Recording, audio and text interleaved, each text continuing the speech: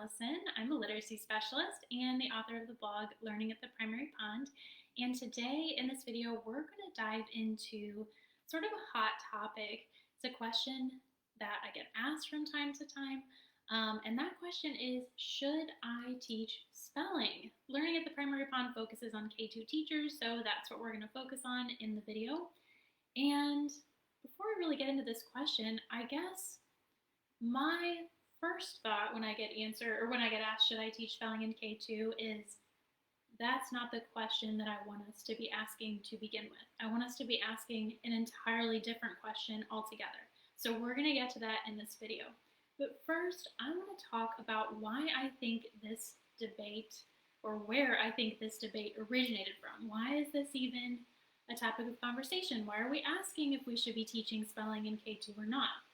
And I think it comes from two places. One, I think it comes from, especially in K2, the need for kids to use invented spelling. So invented spelling is just when they are attempting to write words and using temporary spelling or kids spelling, and sometimes we correct it, sometimes we don't. We need our kids to have opportunities to use invented spelling, and that's a good thing. So I think that's part of where the debate comes from. And the other part, I think, is it comes from traditional spelling instruction, which many of us have been told is not a good thing. And when I say traditional spelling instruction, what I mean is this practice of giving kids a list of weekly words. When I was in school, we had a list of, 10, 15 words, something like that.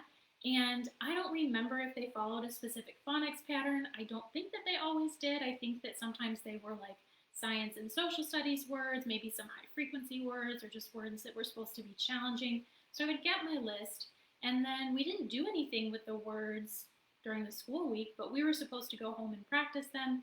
That was our homework, and then on Friday we were tested. And so that's what I'm saying, or that's what I mean when I say traditional spelling instruction, that type of one list for everybody. You study it at home, and then there's a test on Friday. Now I know there's a few variations of the spelling test routine, but this is what I'm talking about specifically. So that has gotten a bad rap, and the reason for that is for a few things. Number one, it requires a lot of memorization to learn the words. If you're giving kids a list of words that, aren't necessarily in one phonics pattern, like maybe you're doing some words with digraphs and some words with blends and just a whole bunch of words all over the place, and you're not teaching that pattern, they may memorize those words during the week, but they're not learning patterns that they can then use to spell other words. So for example, here would be the opposite of this practice. Instead of having a list of random words, you would pick words that have the digraphs CH and SH, and then all the words in the list would follow that pattern. So this means that the kids are learning about the digraph CH, they're learning the word digraph, they're learning that these two letters come together to make one sound, and then they're also practicing reading and writing other words beyond what's on their list. So rather than just making kids memorize the words like chin, chop, much, they're learning about the digraph, and then they're using that knowledge to apply it to reading and writing other words beyond what is just on their list. So that's in contrast to the memorization strategy where kids are just supposed to memorize the words and retain them. And what the research shows is that when we use that memorization strategy of just memorize these words, we're not talking about patterns, kids will often forget the words. Even if they do well in the spelling test on Friday, by the next week, they've forgotten them. So that's one reason why the traditional spelling instruction, or what I'm calling traditional spelling instruction, kind of has a bad reputation, because the rote memorization, it works for some kids, but it doesn't work for all kids. Another problem with it is that traditionally it relied on a lot of at-home practice. We know that we can't control what happens at home, especially challenging right now during the pandemic, because there is, some remote at-home instruction going on for sure. But generally speaking, we can't control what happens at home. Some kids may have that practice happen at home and some may not. But that is another problem with the traditional, routine of here's your list, go home, memorize it, and then come back on Friday. Another issue with this traditional spelling instruction is that there's really no differentiation. You might do a pre-test at the beginning of the week and find out that some of your kids already know all the words. You might also find that some of your kids can't spell any of the words. And so having a whole new list of 10 to 15 words that are really hard for them, that's like out of reach, and they're not going to do well on the test on Friday.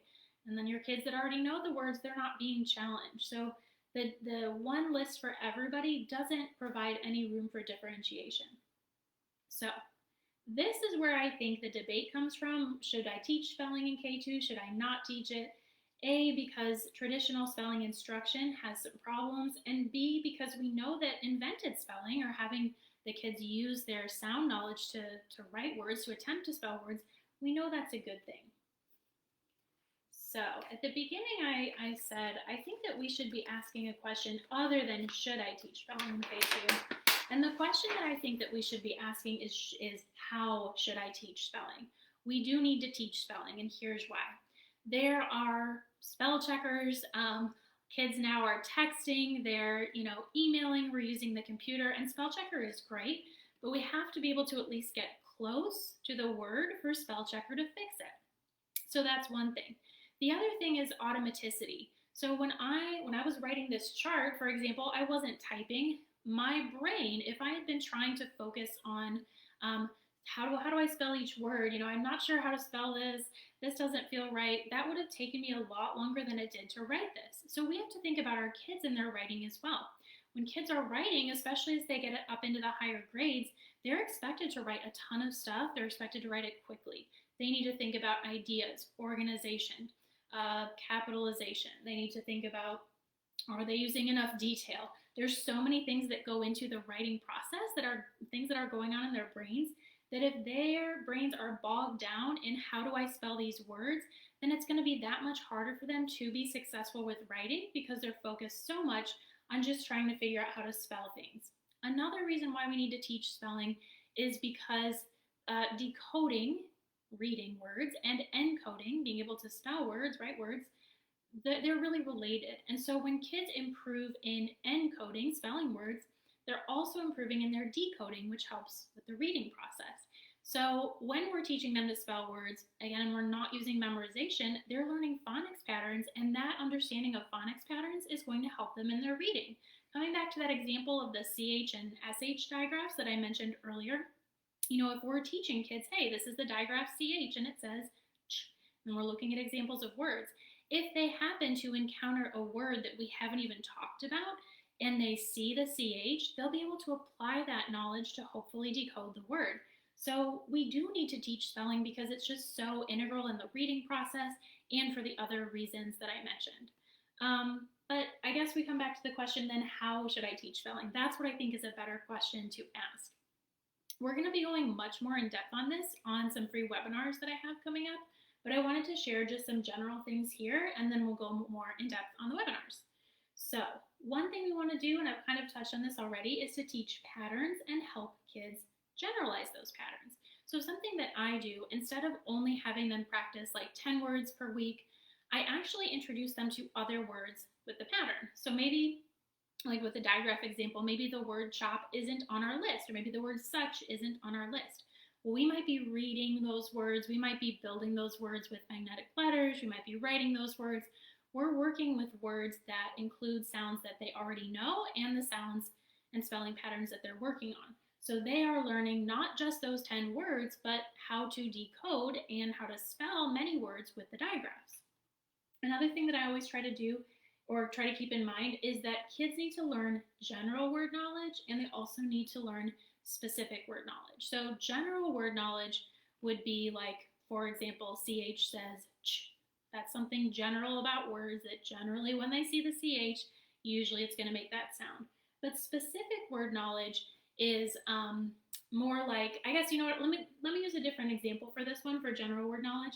Let's think about the spelling pattern EA, the long E, like in the word heat or seat or bead. So if we're thinking about that word pattern and kids know that EA says E, then that will help them hopefully decode other words beyond what they've learned with the EA pattern. But they also have to have some specific word knowledge as well. So they don't just need to learn EA says E, they also need to learn words like meat, right? MEAT. they have to have that specific knowledge that the word meat means, like, animal flesh, something that we eat. And they also have to know that the word meat, M-E-E-T, means something different. So when kids are learning spelling, when they're learning phonics, they need to be acquiring general word knowledge like patterns. Almost 85% or more of the English language, almost 85% or more of the words in English do follow patterns, but then they also have to be learning that specific word knowledge. What is meat versus meat? What does this word mean? So they need to be learning both of those things. Another thing that's important is to progress through the patterns systematically. So curious if you have a scope and sequence. I've heard from a lot of teachers who actually don't have a scope and sequence provided by their school. So I'm curious if you do. But what we need to do is have a sequence for teaching phonics patterns and go through that scope and sequence in order.